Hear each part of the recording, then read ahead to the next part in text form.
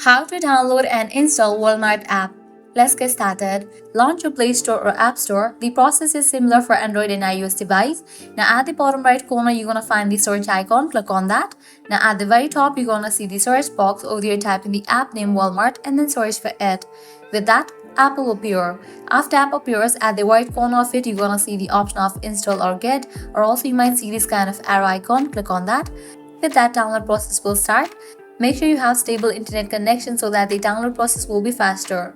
Walmart Supercenters offers a one-stop shopping experience by combining a grocery store with fresh produce, bakery, daily and dairy products with electronics, apparel, toys, and home furnishings.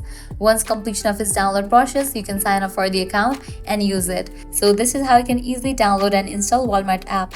At the end, if you guys find this video helpful, don't forget to like, share, and subscribe to our channel. Thanks for watching.